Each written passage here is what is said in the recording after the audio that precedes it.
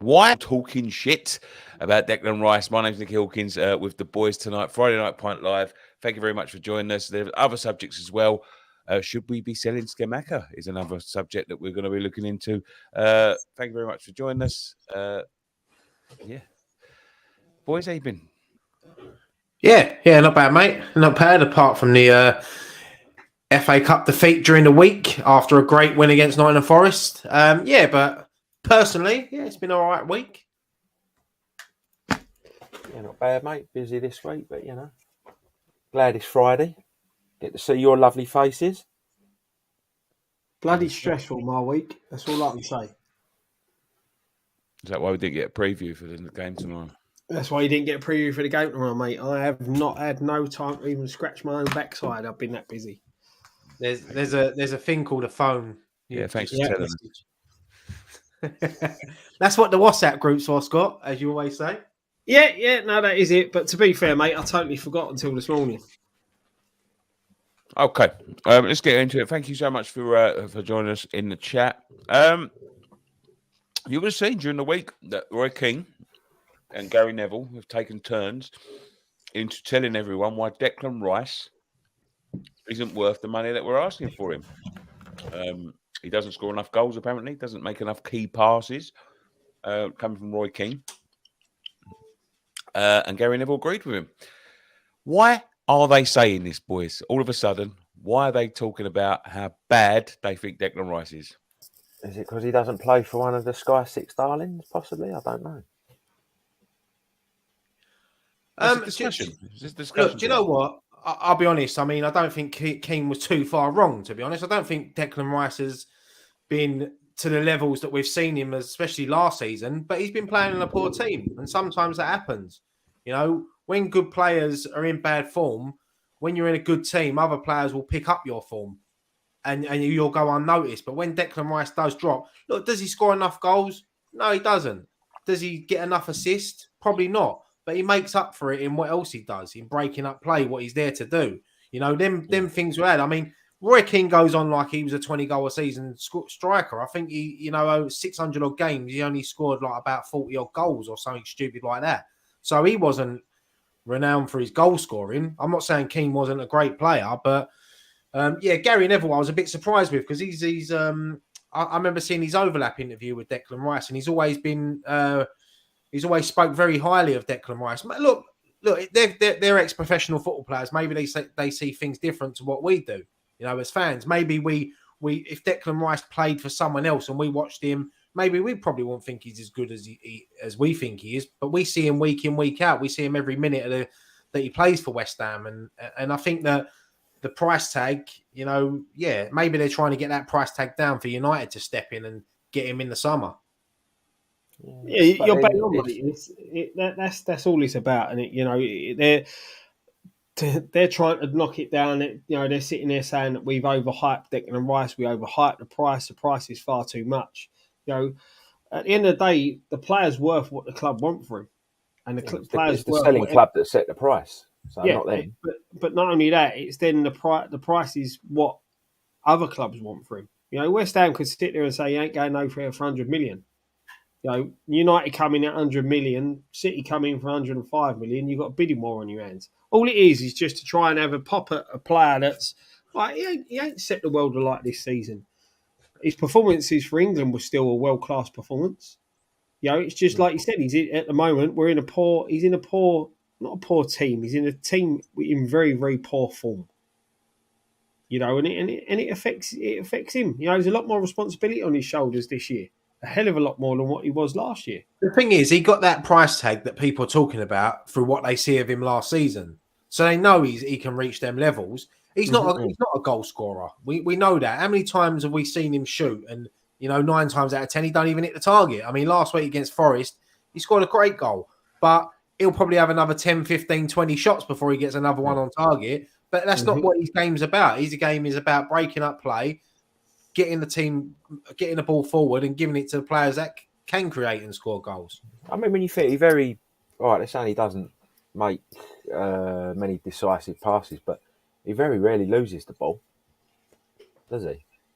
He's very good at turning possession over and keeping possession. Well, I look at him in which is a what you West want from the Ham side, defensive mate, and I midfielders. look at him in a West Ham side that at the moment we're struggling. We're struggling to keep the ball. We're struggling with possession. We're struggling to create any chances. We're struggling all the way round, you know. And for a majority of the season, you know, they talk about these key passes. You want to play key passes, you've got to have someone other than Antonio to pass it to. Fact. Absolute fact. Yeah.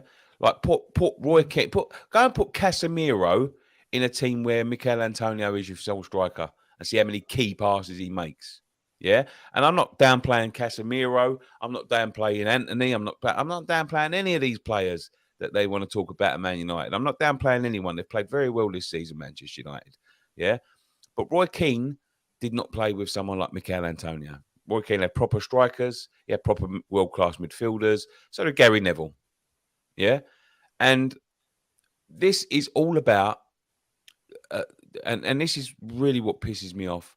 It's this media drive to get him to go to one of these big clubs and them not having to pay little old West Ham. Because if someone like, with all due respect, Enzo Fernandez is being touted as £105 million, Declan Rice is worth more. Simple as that. If Harry Maguire is worth £80 million in the market, Declan Rice is worth more. There's no way that people can argue that fact. How on earth do they come up with it? Gary Neville, I wouldn't pay more than 50, 60 million pounds. He was lauding the sale, the purchase of Harry Maguire for 80 million quid. He was lauding it. Like it was a great piece of business. And it's all about trying to pull our pants down, to be quite honest with you. If he goes to another, hold on, Gray. If he goes to another club, if he goes to a Manchester United, if he goes to maybe not Manchester United because they've got like the likes of Casemiro there, he will learn from Casemiro. Yeah, but if he goes to Real Madrid, if he goes to Manchester City and everything else, he will win everything in the game. You know, and all of these people were saying like Casemiro, yeah, but by the time he was Declan's age, he won 2 trophies with Real Madrid. That don't mean jack shit. You know, he plays for Real Madrid. He doesn't play for West Ham. If he'd have been Declan's age and he was playing at West Ham, he wouldn't have won 2 Champions League titles. Simple as that. So there is a very skewed outlook of teams outside of this top 6. Manchester United have done fantastic this year. They've been nowhere in 6 years, not even a trophy in 6 years. They've been fantastic this year. Same as Arsenal. I'll say this about Arsenal. They're not at the level to be taking someone like, you know, Declan Rice off of us for 50 million quid. They're not at that level. You know, we're not going to be bullied into it by someone like Manchester United. Manchester United, biggest club in the world. But at the moment, trophy-wise, they're nowhere near it. They've won the League Cup. The thing is, Nick, it's almost like an attitude, like you say, with the Sky 6, whatever, you know. It's almost like, how dare a club like West Ham put a price tag like that on one of their players? You know, like we're not allowed to. It just pisses me off. Really, the thing is, I'll always respect opinions off of ex-players because they've played the game. They've played it at the very top. You know, as we said, look, they don't watch Declan Rice week in, week out. They see highlights. They're not at the games, but like us fans, you know, we see him on 90 minutes every week. We know what he's capable of. They've got an opinion. If they don't think he's worth that, that's fair enough. You know, we've seen transfers like you mentioned there, Harry Maguire, nowhere near worth 80 odd million, 90 million where it was. But it's what Leicester demanded, and it's what Leicester got. You look at the Brighton player today who was trying to force a move in January. Brighton held their own, and now he's signed a new contract. He won't see out that contract. That's just adding more money on that. They'll probably sell him next summer. But it's smart business. West Ham should trigger the clause in Declan Rice's contract now and give him that year extension, because the longer we leave it, that is why the price is going to go down, because you're going to find yourself that he's only got a year left on his contract. And then that's when we will only get 50, 60 million for him, maybe even less. But if you want to get the 100 plus million, they have to trigger that clause, that extension, and let him go in the summer. That is true. PK is a Man United fan, obviously. Steve Bell, do you honestly believe if Casemiro bought for £60 million, people should pay double for Declan Rice? Casemiro's 30 years old. Yeah, and Casemiro, I've really enjoyed watching him this season. He's a fantastic player, right? I must admit, I watched him obviously for Real Madrid, but he obviously don't stand out. He stood out at Real Madrid, don't get me wrong, but he stands out more in this Man United team because he's something that he's a player they've been crying out for. And you see him the other night when he comes on. Didn't do too much. I know he scored, but he's just having his presence on the field, lifts players around you, and that is what world-class players do. And I think Casemiro does come into that bracket. I really rate him. And I think if Declan Rice was to leave West Ham, I honestly think Manchester United would probably be the perfect club for him to play alongside Casemiro, Fernandes, the young players they've got, Rashford, Anthony. I think they're building a really good team, and they've got a great manager. But listen, I hope he don't leave West Ham. I want him to stay for the rest of his career, but I know that's not going to happen. Yeah, the thing is as well, right? Is we go back, right? Look at Mascherano when he signed for us. How poor did he look in our team? Yeah, you wouldn't have said he had Hayden Mullins in front of him. Everyone looked poor around Hayden Mullins. And that's the thing. You're sitting there then as a player that went on to win the trophies that he won and had the career that he had. When you see him in that West Ham side around poor players, you wouldn't sit there and think his career would go on to that. You wouldn't have said he was one of the top talents coming out of Argentina. It is just the players you're around. The going with the paying for the Casemiro and saying that Rice isn't worth the money. I've seen another comment there earlier saying, people outside of England are not talking about Declan Rice. That's maybe because they don't watch him week in, week out like we watch him. And at the end of the day, we all know in this country, English players, the price tags on English players is a lot more than what it is to get foreign players in. That's why you've got so many foreign players in the Premier League, because it's cheaper to bring players in from abroad than it is to try and bring the talent through to the clubs in this country. Jack Grealish, £100 million. Yeah. A player of Grealish's quality, if he was Spanish, Italian, or German, probably wouldn't warrant the £100 million price tag. But because he was an English player and he had the contract that he had at Villa, and he was important to Villa, that's why he's worth that price. And there's always been history of it, Scott. You go back when Alan Shearer signed for Newcastle, that was a world record transfer, 15 million then. 15 million's nothing now. They pay that for kids now, but 15 million back then was a hell of a lot of money. It was unheard of. So it's always been a thing where English players are sort of hyped up a bit more and overpriced. Don't get me wrong, I've seen a lot of English players go for a lot of money and they're not worth it. But it's what the clubs are demanding. It is what I think. It's because I think people are so desperate for England to do well that when half decent English players come along, like you say, they're just, especially in the press, they're just hyped up to the max. And the thing is, mate, price tag doesn't always reflect the talent. I don't think we do hype our English players enough. I think our press and a lot of fans ruin them. And that's been history of that. We've always seen that. I think they do. They get them to a point, they build them up, and they get them to a point, and then the press see it as their job to start, I think personally, to start knocking them down. Look, there's no guarantee either that Declan Rice will leave West Ham and go to a City or a United and be the levels we know he can be. He might not take to it. He might fail. Nothing's guaranteed. I don't think he will. I think he can play in most teams in the world, especially in the Premier League. So, but look, their comments, as I said, I respect all pundits, especially players that have won everything in the game, so but that's their opinion. Like we give opinions, it's their opinion. I think this is a good one. How many goals does Busquets score? Verratti, Kante, Kimmich, Rodri. Like, how many goals do they score? And they're all lauded as, or have been lauded as at one point as world class. Yeah, and look, it's not always about goals. Yes, Declan Rice should be getting more, and he knows that. He every interview I see, and they gets asked that question, he's frustrated with his game that he doesn't get more goals and more assists. But as I said, what the game I see Declan Rice and the player I see at Declan Rice is someone that breaks up play and gives it to the players, the creative players that can create goals and score goals. And every now and again, as we see last week, Declan Rice will chip in with a goal. Yeah, exactly. Yeah. And that's the thing. It's what he's in the team to do. You know, you look at like with some of the players that are mentioned in this here. You look at like Makalele when he played for Real Madrid. He weren't there to score goals. He weren't there to do anything but break up the play and give it to the players around him to go and score the goals. And that's why all those players. Yeah, and that's why some of them players. He was the difference. Yeah, them players who were world class legendary talents turned around and said the best player they played with was Makalele because he allowed them to be as good as they were because he did all the dirty work that they didn't have to do. People like sort of compare, like when they think of English midfielders that play in this, they compare the Lampards with Gerrard. Listen, Lampard was a totally different player. Lampard was always in the box. That was his game.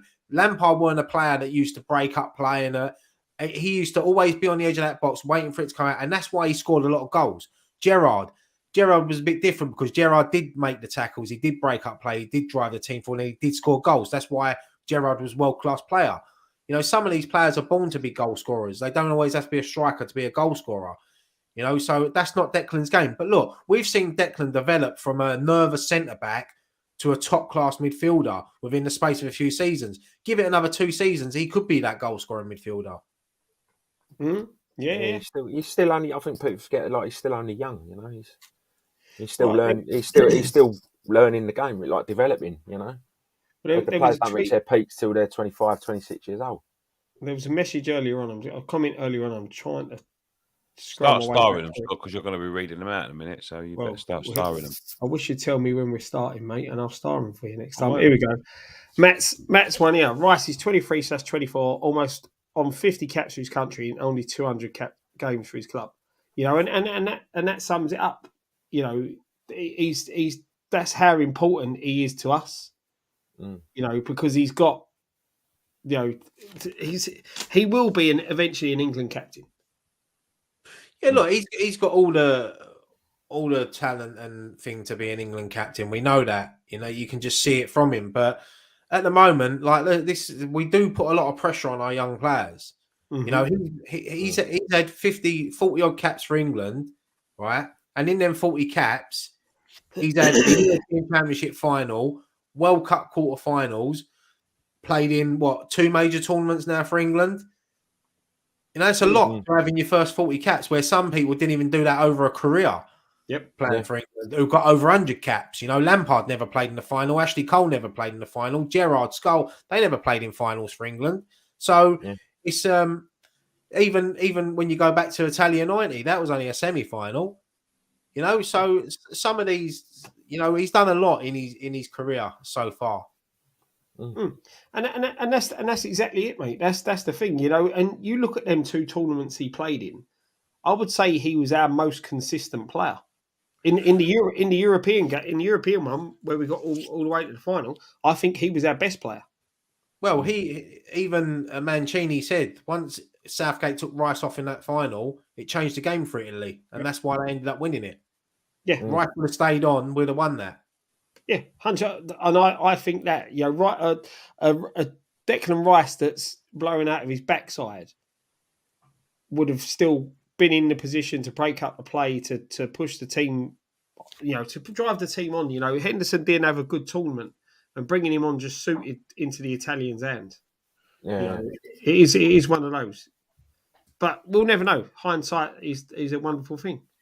Yeah, look, nothing's guaranteed in football. So all Declan Rice has to do now for the rest of the season is help us get out of this relegation battle we're in, and hopefully have a good end to the season. And who knows, maybe his last game for West Ham could be lifting that European trophy in June.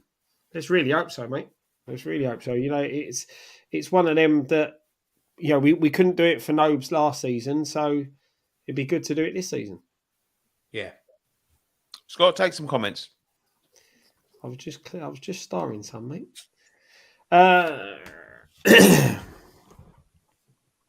792k. Since Keane ran on Rice, I've seen articles now saying Rice is worth 50 to 60 million. Don't let the media agenda for driving the price down fool you. He's worth whatever we decide to pay. John says Keane is bitter about Rice choosing England, and Neville doesn't like West Ham. Joe Cole did a little challenge to Keane's ridiculous comments. Even Ian Wright laughed at it when he said it. Yeah. And it says when Declan Rice leaves, which we all know he will, and if he joins Man United, he will be the best defensive midfielder ever in their eyes. As a club, don't want to get mentioned hardly, even when they are live on TV. We play Man United or Chelsea. It's all about them, so the fans. And as we have had a bad season, we should just accept the criticism. What do you mean? What criticism? I think it's the criticism towards Rice. We should accept. Why? Why should we accept criticism?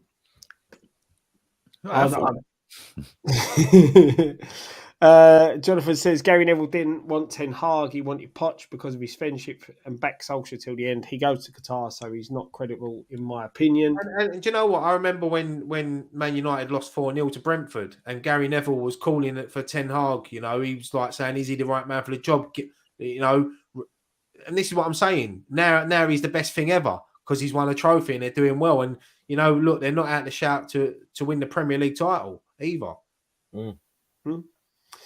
Todd says people who knock Rice are just jealous. Any one of them would gladly have him in their side. Rice plays for the shirt, no matter what the shirt he's wearing. True quality player. Well, not so much the Island shirt. The media pundits hate us, mate, but they do love Moyes. It's just I was going through starring them before thingy, so I'll try and find a couple more. They want to talk about, you know, they've got this new word now, haven't they? The old star boy. He's our star boy. He's our star boy. You know, Arsenal say it about Saka now. Since the other night, I heard Man United saying it about this fucking kid that looks like Simple Jack out of fucking Tropic Thunder. What's his name? The one that scored the winning goal. Oh, Fred. Fred? The second goal. I can't think. Oh, Anthony. No, it wasn't Anthony Scott. Oh, no. Grincha, is it? Yeah, I know the guy. I can't think of his name now. I know what you're on about. Yeah, Ganacho, yeah. Ganacho, there you go. They want to talk about star boys and that. If Declan Rice was at any of their club, he'd be one of these star boys, wouldn't he? And he's going to be. He's our star boy. And he's unfortunately he's not going to be with us for very, very long because he's going to go on and win lots and lots and lots in the Premier League. So yeah, we'll leave it there. Did you see the comments this week about the reports this week about Scamacca? Now the reports come out that I think it was the his sort of agency have stopped representing him. And rumours started swirling that he wants out of West Ham. Now, West Ham are reportedly happy to let him go in the summer as long as we get £50 million. Let's have a debate here. Would you let him go? No. I'd like to see. He hasn't. I don't think he's really had. He's not had much luck with injuries. I'd like to see what he could do with an extended run in the side because we've seen flashes of how good he can be. So I'd like to see a bit more of that. I mean, the whole agency thing was just, it's just one of them things. I mean, I didn't see that he said he wanted to leave the club. I mean, I see X put something out that Scamacca's happy at the football club. No, I didn't say he wanted to leave the club, but the reports are, you know, there's other. Well, if we get relegated, he definitely will be going. But would I want to see him go? Look, if someone come in and offered 60 million for him, I'd take it. I would, you know, because I just don't think. It depends because if David Moyes stays on, I'd sell him. If we get a new manager in, I'd keep him because he doesn't suit David Moyes' football. David Moyes hasn't taken to him. So yeah, I mean, what did we pay for him? 50 million, wasn't it? It's head under, I think. Yeah, so if we got offered 50, 60, I think the club would take it. Mm. The annoying thing is that the guy's not really been given a chance. Yeah, he has had a couple of injury concerns and all that. But where we're saying there, you know, we're not, and there's comments there that, you know, Moyes can't get it. Moyes can't get the best out of Scamacca. It really worries me that Moyes this is a player that Moyes actually wanted. You know, all right, Moyes has banged on about this change of system and we're trying to progress and all that type of thing. But at the end of the day, he's not given a chance. We don't play to suit the type of player that he is. And now we're talking about selling him. It just seems to me that if he wasn't a player that Moyes wanted, why have we got him at the club in the first place? And if he is a player that Moyes wanted, is Moyes the problem? Because we saw this with Haller. Haller was banging in goals before, come to the club, change of manager, didn't really suit the type of player that he was. We sell him off. Then he goes to Ajax and bangs in goals for fun. All right, he's had the illness that he's had, and thankfully he's recovered for that. And now he's back playing again, and he's getting amongst the goals again. So we've really got to look at, is the player the problem, or is the manager the problem?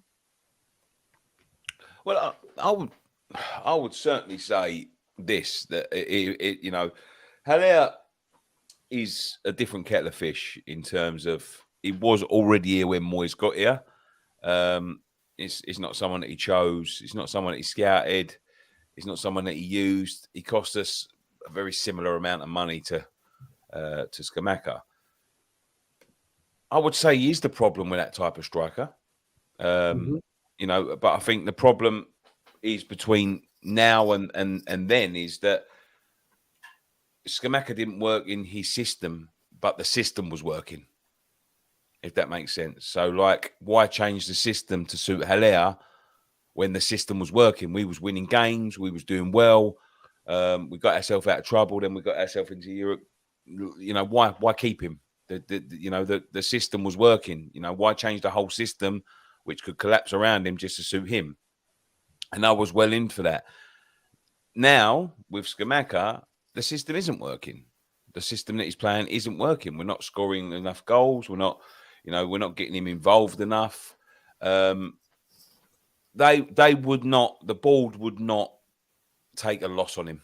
No chance to get rid of him. If he wants out and all that, the board are never going to take the loss on him. They might as well, for the price that, for the money they'd lose on Scamacca, they might as well sack Moyes, because sacking Moyes is going to cost £7 million. If they was to lose money on, like they did with Haller, that's why they would be looking for at least £50 million, I think. Didn't the team we bought him from put a sell-on clause in his contract? I think he's got 10-15% as well. Yeah, sell-on clause, which is it's going to cost £7.5 million of 50 million. Just passing on to Cecilia, is it? Ain't that a Phil Collins song? Yeah. Studio. But yeah, it's going to cost that much money to move him on. So they're definitely not going to take a loss on him. They would. I think they would sack Moyes. But that being said, I like him. I think Scamacca is going to be huge in Europe, mate. You've seen what he's done in Europe for so far this season. Yeah. I think he's got 5 goals, isn't he, in the games that he's played, and I think he's going to be. I think he's going to be key for us in our European run this season, and I think we'll see him play. He'll start in every European game as long as he's fit, I think. Yeah, I would like to see him up top with Ings, though. I'd like to see him as a pair. I don't think we're ever going to see a pair again. The thing is, Nick, when you see it when he plays, like he gets the ball up to him, he's isolated. He's got 2 or 3 players around him, and no one's getting up to support. There's not many strikers in the world that can play that way. Like constantly being surrounded by the defenders with no support. We need someone else up there with him. There's not a lot of strikers, full stop, that can play like that.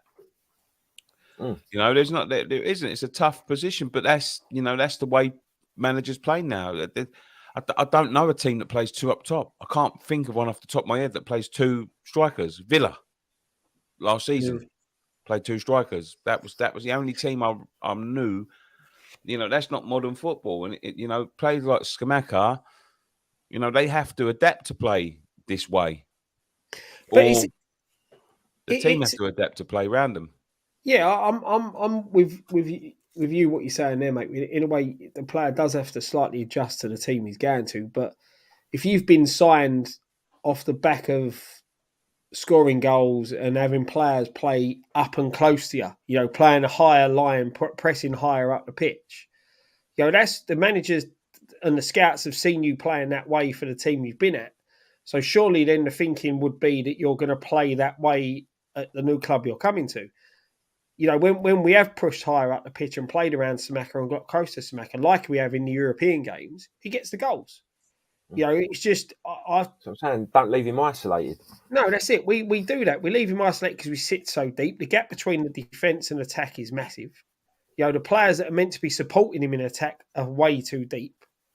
And this is the thing. He doesn't necessarily have to play in a two. For a lot of the season, mate, we've played 8 at the back, basically. That's what I'm saying.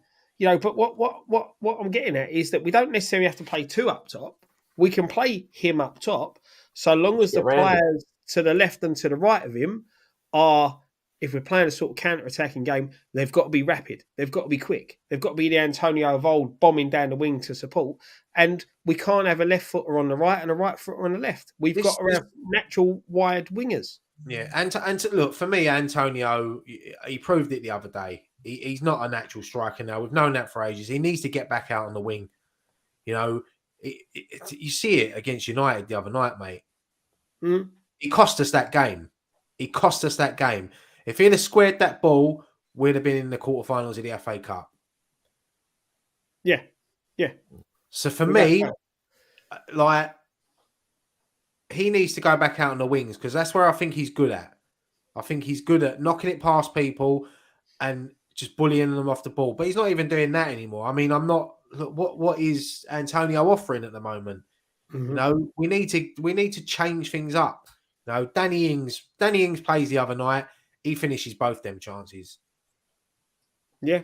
It is, mate. It's not like you said. It's not like he did anything major in his own. He didn't bully someone off the ball. He didn't run someone down or run past someone to get in a position. The highlights back of Nottingham Forest last week, and I watched Danny Ings' first goal. Right, he got that ball out on the left. He played it out to wide, and the first thing he done was got his head down and got in that box because that's what natural goal scorers do. That's what strikers do. He gets in that 6-yard box or in between the 6-yard box and the penalty spot because he knows if it drops, I'm there to score. Yeah. If that had been Antonio, he'd have had it on the left, knocked it out to the right, sprinted over to the right and gone out to the corner flag, waiting to cross it. That's the difference. But also the difference in that is the delivery actually come into the box. You go back to before Scamacca picked up the last injury. When he was doing that, he was giving the ball to the wide player, getting in a position to attack the ball. The ball never come in the box. The ball went backwards or there was 2 or 3 touches when the delivery should have been first time. And that's the thing. We've had a striker in the side when he's been fit making the runs, but the delivery has been awful or delayed. And this is the thing, to play to the strengths of Danny Ings. Danny Ings is a poacher. Danny Ings is going to get you goals. Like you said, he'll be there, give someone else the ball. First thing, I'm getting in there to score the goal. And that's what you want from a goal scorer. You want that. You don't want him crossing the ball. You want him, boom, right, give me the ball. I'm going in. Yeah, look, Ryan, look at Haaland misses the other week. Antonio's trying hard to impress. Now we have Ings. I mean, Haaland scored 26 goals. I don't think Antonio's had 26 touches this season. He's definitely only had 26 shots, so you can't compare Haaland to Antonio. I'd rather have a half-fit Haaland than a fully fit Antonio.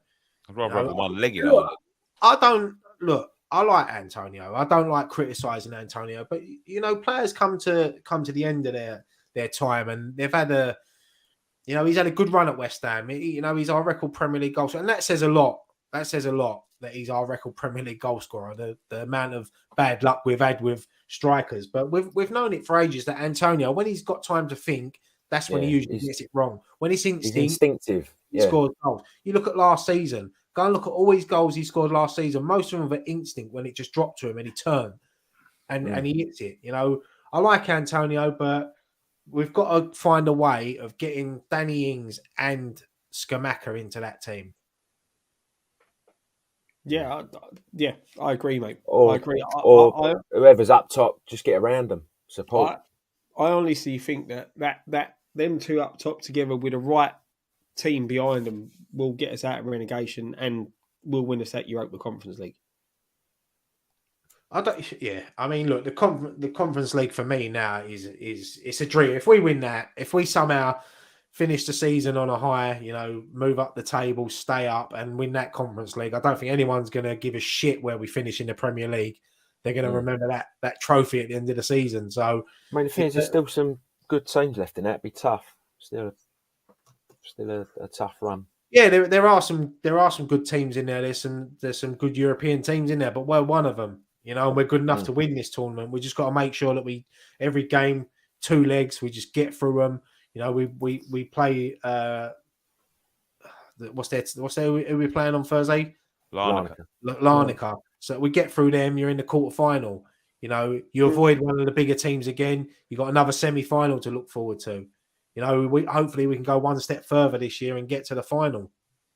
And let's not forget, we beat some good European teams last season. I know we were in better form last season, but to be fair, the second half of the season we weren't, and we still beat the likes of Seville and Lyon. So you just don't know. This team got a lot more potential than what it's showing at the minute. Yeah, but they've just got to start showing it. So we're going to turn a bit of a corner after this, the Forest win. I thought we was very good at Man United, regardless of we were for 75. But that's still very good. I'll be honest. I see some of the criticism. To beat Man U, you've got to be good for 90. I see some of the criticism on Twitter of some of the. I mean, some people were really slating Ben Johnson the other night, and I was thinking to myself, what game were these people watching?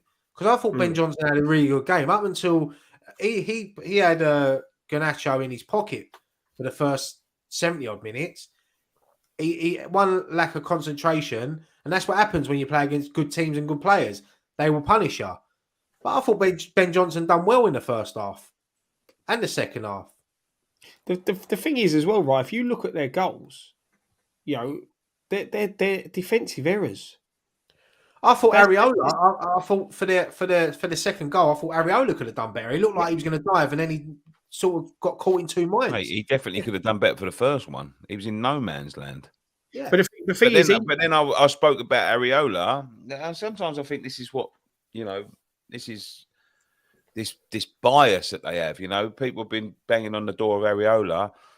I thought for the 2 goals he was poor. But you can say that by still supporting them. But for the 2 goals, in first one, he was in no man's land. He come out. There was no need for him to be where he was. The thing is, it's if he called it. That's the question. So only him and Aguerd will know if he called it. Because if you watch it back, right? I know you're saying he was in no man's land, but watch the goal back. Aguerd takes it off of his fists. He's coming to punch it, and Aguerd takes it off his fists. If he calls that and Aguerd heads it, it's Aguerd's fault for the goal. If he hasn't called it, Aguerd had a fucking stinker. But it happened. But that's what I'm saying. If Areola didn't call it, it's his fault. Because that was a punchable ball that he should have got to, and Aguerd took it off him and put it in his own net. The third goal, what was that all about? That touch from Aguerd. That's what I'm saying. It weren't like Man United they put the pressure on, granted, but they didn't score 3 worldy goals. Let's be honest, we gave them all 3 of them.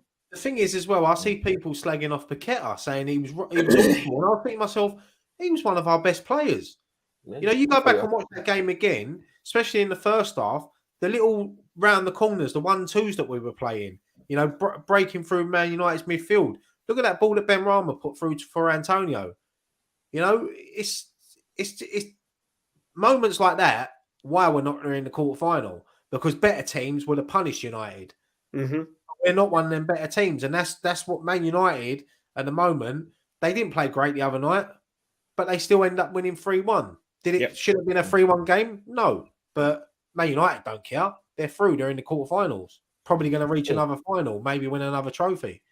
That's all. History books, it will just say 3-1. It won't say West Ham played well for 75 minutes and should have won. It will just say 3-1. Suchek had a good game the other night. I thought he played well. It's we've all got different opinions. I mean, I've been at games before in the crowd, and I thought that someone hasn't played well, and then I've gone home, watched the highlights, and thought, you know what, they weren't that bad. You see different aspects of the game wherever you're watching it on telly. Obviously, when you're at home, you get the luxury of replays and slow motion and things like that. So, but one of my mates messaged me after the game. He's a Man U fan. He's going, that was no way a 3-1 game. He said, and he goes, to be honest, we should have been out of sight by the time they equalised. And that's like my mate supports Man U. And that's the thing. That's the difference between sides that going on to achieve and win things and sides like us. They take their chances and we don't. And that's all it boils down to. We don't take our chances and then we shoot ourselves in the foot. Mm. And, we've done that. We've done that in countless seasons. Look how many times we played Arsenal, and played well against Arsenal and should have beat Arsenal when Arsenal weren't that great and ended up losing the game 3-1.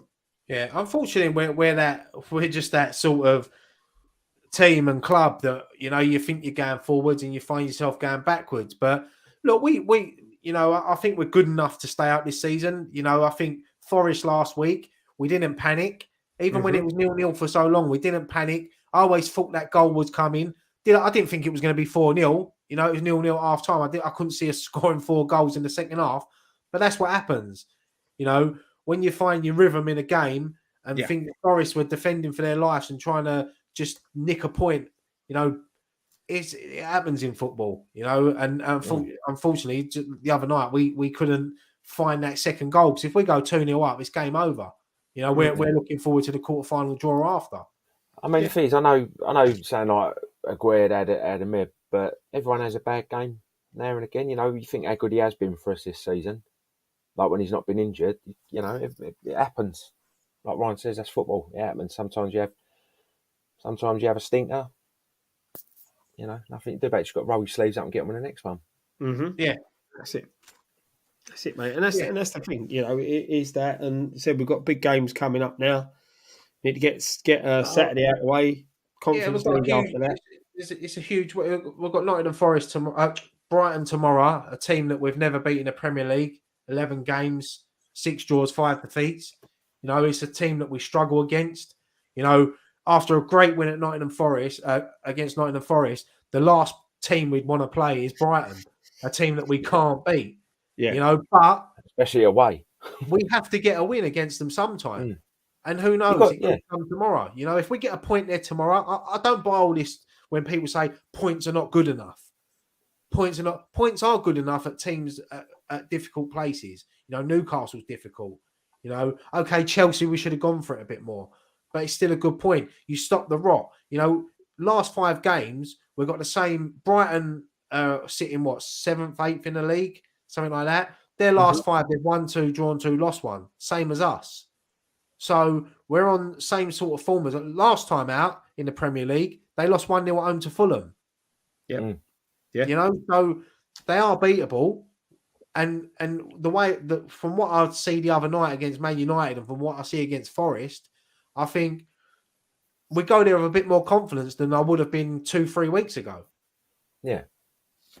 Definitely. 100%. Just cut out the silly mistakes. If we cut out the silly mistakes and take our chances, then, why not? Like Rice says, you've got to beat them at some point, haven't you? Exactly. Might as well be now. We haven't beaten when we were playing well, so we might as well be playing bad and beat them.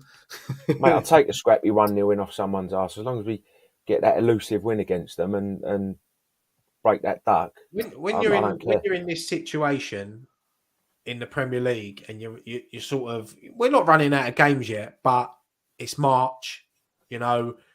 Before you know it, there'll only be 10 games left, then 8 games left, so we just, it's about winning games now. They ain't always got to be pretty.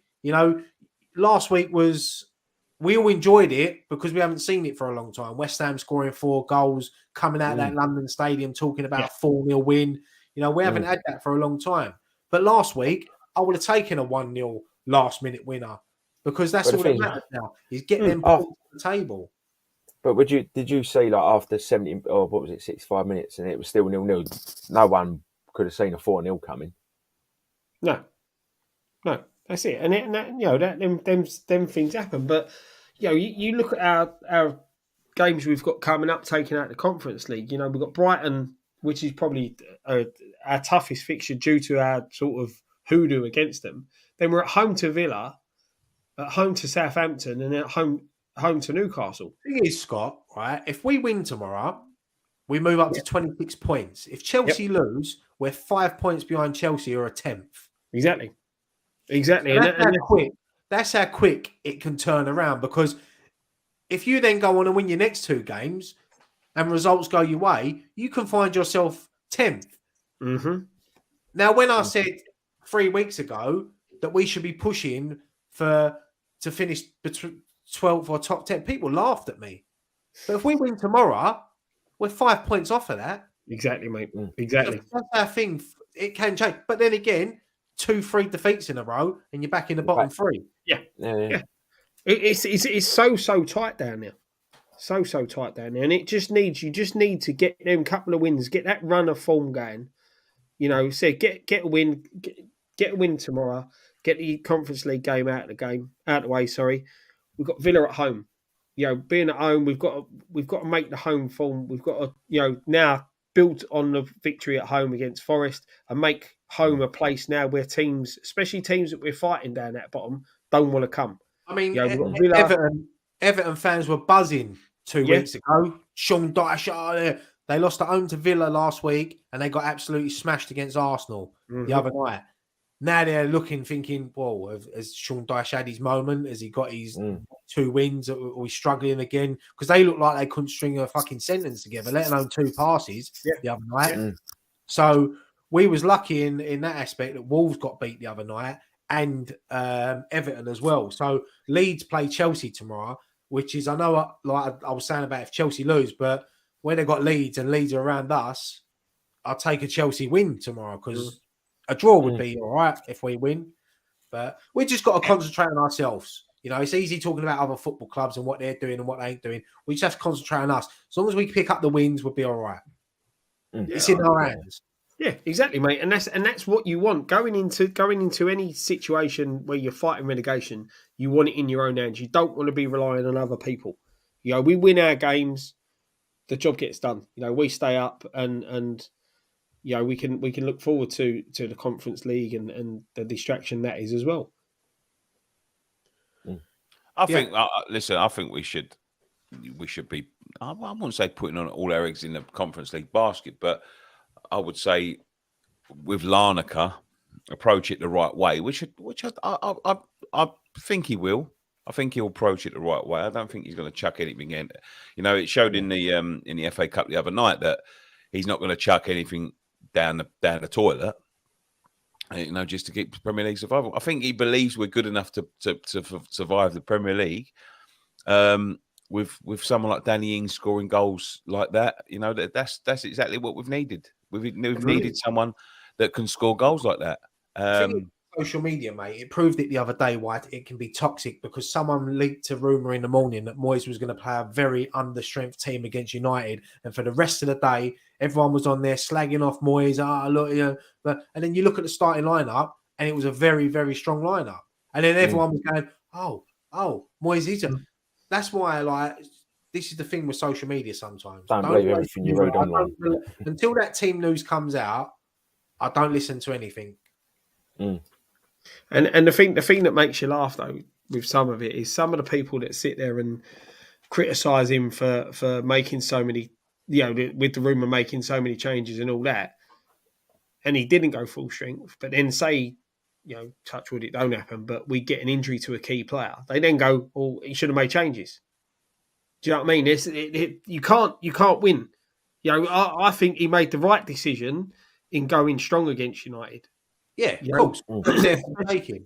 Yeah, and especially off the back of the Forest win, you know, it was good to go strong because you want to, you know, wins make momentum. So if we'd gone there, took our chances, you know, we'd all be buzzing off the back of beating that. It didn't work out, but I still say it was more because we self-destructed more than Man United deserved to win. Someone's just made a good point there. Can Danny Ings play in Europe? I think he can. Yeah, he can. Yeah, so he's been registered because I didn't know if there was you had to have it. I think it's only if he'd played in Europe for. No, but you have to register. You have to register your squad, didn't you? That's why Chelsea. I think that players. Can't you add players once the January transfer window? I think if you haven't got your full quota, you can add them. Yeah, you can't swap someone out. So he's going to be a massive bonus. And look, you can't knock David Moyes' European record. You know, we done great in the group last season, won it with a game to go, played the kids. If we'd have played the full strength team that day, we probably would have beat them and we'd have won every group game. This year, All right, and it hasn't been as hard as the Europa League, but we won every game convincingly. So it's about just getting that little bit of running form. Because if we do well in Europe, that will show in the Premier League because we'll be buzzing and bouncing off of them European nights. And look, I don't care if it's the Europa Conference League or whatever. We want them European nights at the London Stadium like we did last season. Because if we get into a quarter-final or semi-final, I don't care who we're playing. It's going to be buzzing over there. Yeah. Definitely, mate. Definitely. People will be scrabbling over You should be looking to win every tournament you're in. You should be looking to win, regardless of whether you think it's like a belittled tournament, like a lot of people do with a conference. Okay, it's still a European trophy, everyone. Let's take some of these comments just before we start to wrap down with a tiny little preview of Brighton tomorrow.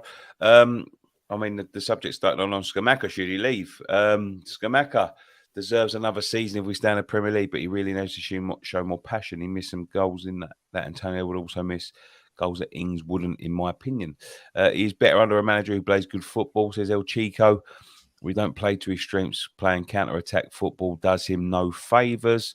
Scamacca is the best finisher we have had since Ashton. Bin off Moyes and get the manager who plays him. No, keep him. I know he's had his injuries, but Moyes can't see past Antonio. That's the problem. I think that one of the problems as well, just before we go into the next comment, is that, a lot of these people are getting binned off. They're young. A lot of our players now are getting old. There's some old boys in there. The likes of Cresswell was an old boy now. So is Antonio. He's an old boy now. We need to keep some youngsters around. Otherwise, we're going to end up with no team. Big man, little man up top. Antonio on the wing. That's how to use Scamacca. Aman Date says we won't get a profit for a player that's hardly played or scored. Age is on his side. What a total joke. He needs to be given an opportunity. Now he's back to see what he's got, but Moyes has to play to his advantage. Moyes stays sell, keep with new manager. If the manager who's the problem, Moyes seems to ruin a lot of players who have the ability in the final third. Just get rid of the twat in the summer. Moyes expects our strikers to create and finish their own chances. Scamacca doesn't fit that. People like Ings and Antonio do. If Antonio could finish, only way Scamacca and Ings can play together is sacrificing Bowen in different formation. I agree with that. There are not bad passes from Lucas Paqueta. This is going on to the Man United game. He's 3 or 4 moves in front of a lot of our players. He is a clever footballer, and some of our players are not on his wavelength. Totally agree. I like Antonio, but I think we have had the best out of him and need to change up front. Scamacca needs a run, but getting service, some of our crossing has been poor. There we go. How do we beat Brighton and some more of them boys as we wrap up? Score more goals than them. How do we approach the game? No, we just approach it the same way we approached the Nottingham Forest game. Danny Ings, I expect to come straight back in. I think it'll be the same starting lineup against Nottingham Forest. Obviously, Areola in goal. And look, Brighton are difficult. I said it when you was off camera that in the Premier League we haven't beaten them in 11 games, drawn 6, lost 5, and they've scored in every game as well. Danny Welbeck's back for them tomorrow. He's got a good goal scoring record against us, so just in time. But yeah, look, Brighton. I've watched Brighton. They're a very one week I watch them. I watched them against Liverpool the other week, and they absolutely tore Liverpool apart. And then you watch them at home against Fulham in their last game, and they lose 1-0. They won the other night in the FA Cup against Stoke. So yeah, look, it's going to be a difficult game. If we got a point there tomorrow, it won't be the worst point in the world. No. But we have to beat them at some point, and hopefully it starts tomorrow. And then we go on a run of them not beating us for 11 games or 20 fucking million games. If we can just play for the full 90, how we did for 75 against Man U, then we give ourselves a chance, and that's all you can do. Give yourself a chance. Cut out the silly mistakes. We can't do what we have been doing in League Cup. Well, bar the Forest game. First 10, 15 minutes of the game, we've started so slowly. I think we need to be at it from from the first whistle. We can't afford to. Do you know what? Just quickly before this goes off, right? Eli saying, "Are we going to do Ask Us Anything?" I've got a question for you, Eli. Where's my 50 quid? Because I see you put that up last week saying, "Ryan, I bet you 50 quid that Jake Paul beats Tommy Fury." And I didn't read that question out because I thought I don't want him to take that bet. But no, look, you can keep your 50 quid, mate. Honestly, but I never forget, mate. I never forget. When it comes to money, I don't forget. It's no, we've got to start strong, and we've got to take the game to them. That's how I look at it. We can't be sitting off them. We've got to take the game to them. But we need everyone to be on it for 90 minutes. We can't afford anything else. Yeah, we've got to go there and frustrate them. It's as I said, it's a ground that we don't have much luck at. Even at home, we lost to them earlier in the season.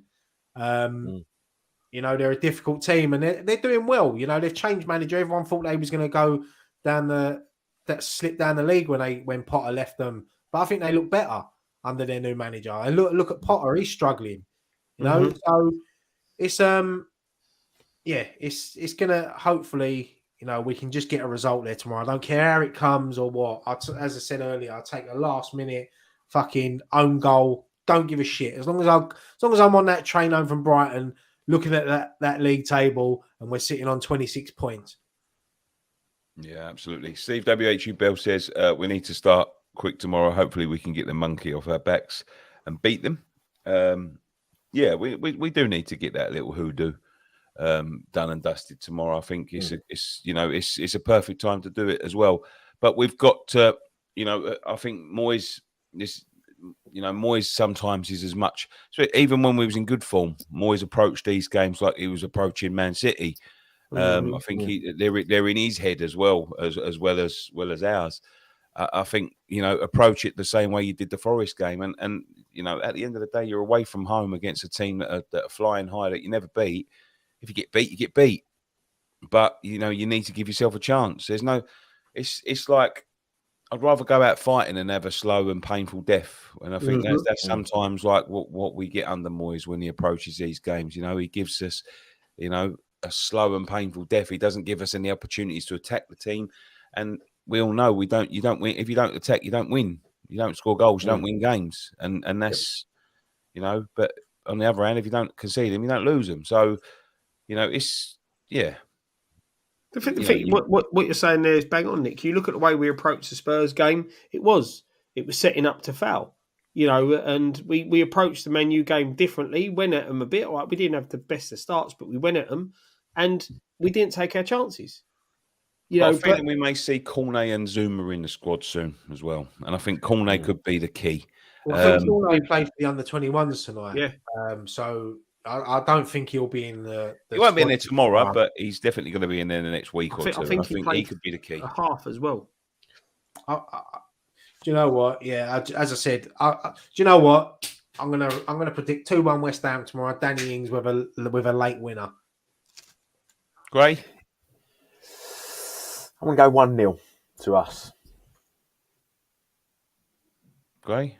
Scott, sorry. I'm gonna go a 3-1 win. I think we're gonna be confident. You do realise it's Brighton, don't you? Yeah, sometime. Yeah, I'm going to go 2-1 as well. You do realise it's Brighton. No, I'm going to go 2-1. Fuck it. Why not? Thank you very much for joining us on this edition of Friday Night Pint. If you haven't seen it, there is a special podcast that we put up earlier on. Go and check that out. It was with EE about the Hope United campaign. Leave nice comments underneath, please. If you want to say it, you can say it on Twitter. I've sat and watched it before I come on here. It's a good watch. Yeah, thank you very much. Drop us a sub. And one thing left to say. Come on, you on. See you in Brighton tomorrow.